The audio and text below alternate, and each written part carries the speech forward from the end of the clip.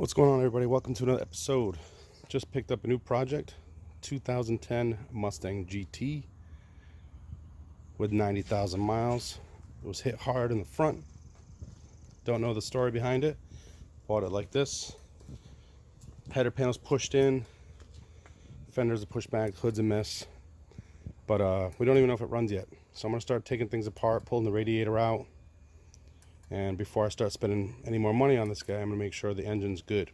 From what I can tell so far, it missed the engine. The impact missed the engine by about maybe 2 inches. So I'm gonna keep pulling back and see how it goes from there. All right, so I've pulled the radiator core support back enough, removed the electric fan, pulled out the AC dryer as much as I could, and the radiator is all broken, obviously.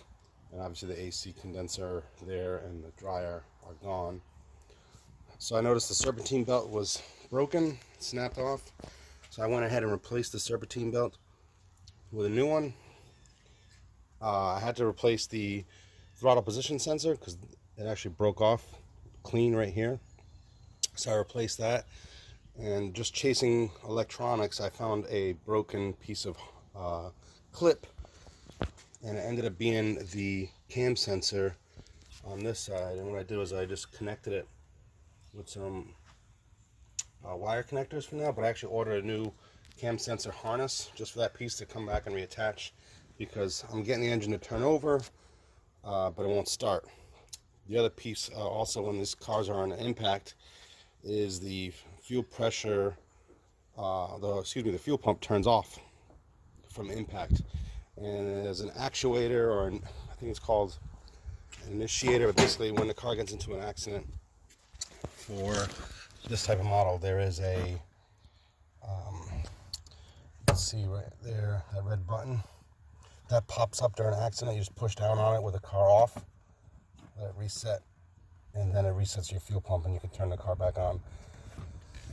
So right now we have I also removed the driver's side airbag and the passenger side airbag.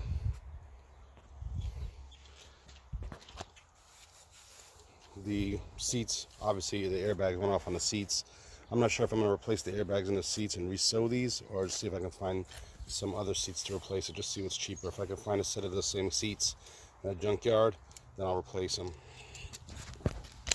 So as I said, the air box is off, so the mass airflow sensor is not plugged in, but you can hear the fuel pump come on. You can see the car's got almost 3/4 tank of gas, 91,000 miles.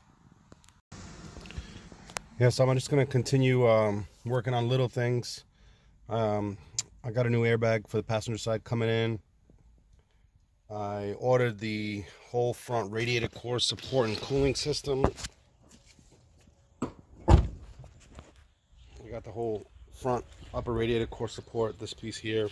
Just I've already unbolted the fender from it, and it basically welds in underneath the fenders here. So I'll take both fenders off, cut this all out, remove all this broken stuff out of the way, re-weld in the new radiator core support, and go from there. Stay tuned.